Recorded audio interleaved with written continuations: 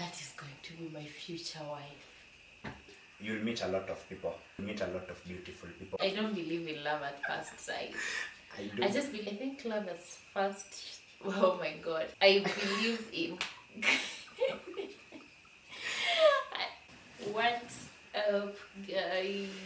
Hello and hello again. This is Purity. This is Purity Charity, and this is Brian Krakowski.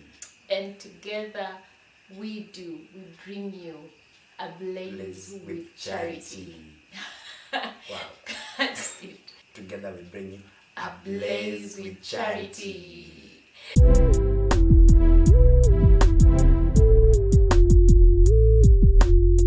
So thank you so much for tuning in today. If you're new here, thank you so much for tuning in.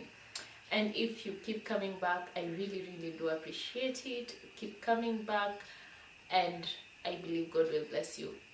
So today we have a really exciting, just fun video.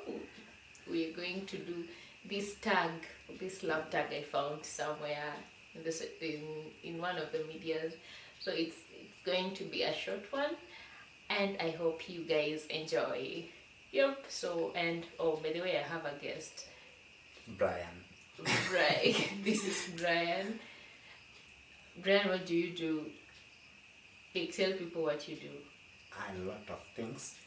I'm a musician, and the moniker Alternative K Brianman. So by the way, you can access my music on my YouTube channel, Alternative K Brianman. I'll leave the links down below. Description. Yeah, Alternative K. I will make sure to leave the links down below. Otherwise, we have an exciting tag to do. You're going to need the questions. Mm-hmm. So I'm going to start off with: do you believe in love at first sight? Do I believe? Wow. Do I believe? Yeah, I do. I do believe in love at first sight. So you can just see someone and be like, that is going to be my future wife. It's always been like that with me, actually. Oh my God. I don't believe in love at first sight. I just believe like there is something you need to. I don't think I just see someone and I'm like planning my wedding with them or something, because that is what we girls do. But I believe in knowing someone, and like there is so much to love than just what meets the eye at first. Well, so I personally believe that it starts from attraction, and that attraction normally comes at the first sight. At the first sight. But no, there is attraction and then there is love. I think the question was love. Of course, everyone is attracted. You see someone and I'm like, damn. But, like, for the attraction, no. So it's that attraction that leads to love. So you realize that love is a progressive thing. Love is... it's that attraction that is going to lead to love. To love. Yes. In the sense that you'll meet a lot of people. You'll meet a lot of... If that were to be classified as something superficial, you'll meet a lot of beautiful people. Let's see, if you're a person who concentrates especially on the looks. But of the many people that you'll meet, you'll find that there's only one person but you categorically be interested in. So that's how I justify, having love at first sight. Yes. I think love at first... Oh my God. Love at first sight is more like a crush, and I don't believe in crushes. Like, I just don't believe Not in even crushes. Candy Crush style. I believe in... I play Candy Crush. It doesn't mean I believe in having a crush. I'm not saying people shouldn't have crushes. I'm just saying... Well, that is just another wide topic, but that is me. Okay. Yes. So I don't believe in love at first sight. He does, so whatever. Yeah. You want to ask the next question? Sure. The next question is, what is your favorite love quote that goes to your charity? Oh, my favorite love quote. Do I really have a favorite love quote? I don't know. I just think when I am a favorite love quote is perfect love expels all fear, and that is from the Bible. Yes, so like it when God talks about love, it just talks about it. There is actually this advice from the Bible, and I took it in like there is this kind, like in this generation, and this is now not. Let me talk about the two loves: God's love, and then The love of the human. the love of the human. Let me start with the human, because sometimes like we're living in a generation where people don't like really like love, showing love, and being out there and all that. So I think when you guys don't have anything to hide and all, it's like when you love each other perfectly, it's just the fear of what will people think, what will people say, it just goes away. It kind of just vanishes. Like whichever people think of us is just up to them. Okay. Yeah, so that drives me, that if it's perfect, I will not have to hide, I will not have to lie about it.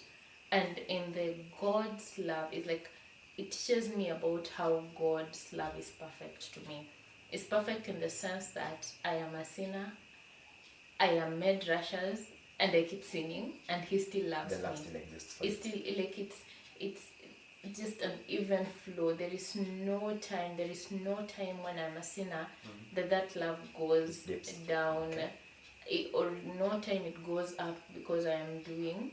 It's just that love. It just expels. So every time I come to Him like the prodigal son, I am messed up, I am unclean and all, I don't have to fear that does He love me any lesser. That's why in Romans, Paul keeps saying that what shall separate us from the love of God? And he says, shall depth or height, shall all these things, shall lack or wealth separate me from the love of God?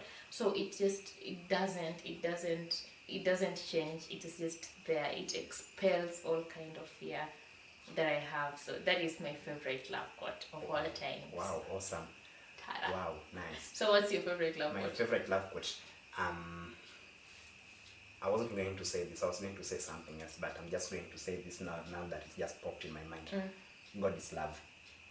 God is love. And that it never made sense to me. It never really made sense to me when I first had it, when I did not really have like a working relationship with God. It was not making sense to me because we have our own understanding of love, as human beings, separate from how we know the relationship with Christ. So you really need to realize that God is love when you find that when you find yourself like being pitted against a wall, where it's like you're at a point of no return, where it's like, let's say your life is going on a downward spiral, and you have no way to get back up. And then in the wake of all that, the chaos, the commotion, the confusion, the all that quagmire and stuff, you really realize that there's actually grace, such that you are pulled out, and you don't really realize how it actually happened. So it takes love, because sometimes when you try to take stock of your life, all the times that you've really messed up, things that you deserve to be punished for, and you realize that you're still able to even make a prayer asking God, exactly. You just reckon that is love. So that comes about when you've taken time and try to like establish a relationship with God. Exactly, because the Bible also says that you draw near to God and He draws near to you. That's the beauty of it. Yeah. So my perfect love quote is God is love. Your perfect love quote? Yeah, wasn't it the question? No, perfect love was my quote. But yeah, favorite love quote. Love quote. Yeah, God is love. Yeah, the perfect love just got into you. I'm honored. Anyway, so 3. Should we look for love wait for love or forget about love till it happens? That's my question. Yes. Okay, I think all the three apply at specific areas, one way or the other. Okay, let me think. Should we look for love? And let's see, like we are talking about two kinds of love here. The vertical and the horizontal. Let us talk about the horizontal. Man to man. Man to man. So, okay, now my 2 cents on this is the Bible says that he who finds a wife finds a good thing. So the basis of marriage, like the foundation of marriage essentially is love and trust. So when you're looking for a wife, essentially you're looking for love.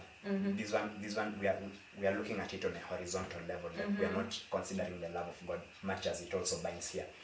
So should we the question is should we look for love? So I guess that when you look at it in that context, then it's applicable. You look for love. Yeah, you look for love. Okay, so you're looking for a wife or you're looking for love? Essentially, the wife comes with love. Like that's something. So it's like going to the supermarket to buy a bottle of water. The bottle comes with water inside it. There are actually papers with water inside it, so you have to be specific. Anyway, should we look for love? So your answer for should we look for love is yes. Yeah, on that context. Wait for love. Yes, you also need to wait for love in the sense that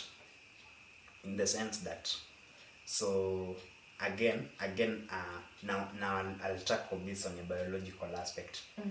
Because you see, I think it would have been important if we first try to like demystify or get the definitions of love, how people, the kind of opinions people have on love, how people, the various classifications of love, the eros, the agape love, the platonic and all that. So there's a word that is normally used, making love. Like, so it's never making the love of God. It's making love is essentially, we know what it is, having an intercourse. So love has been used in that context. So when we try to like narrow it down to that context also, wait for love. So somewhere in Ecclesiastes, I don't know exactly where it is. It's normally said that do not arouse love until it's time. So that is Songs of Solomon. So do not arouse love until it's so desires. Exactly. The different. I think there is.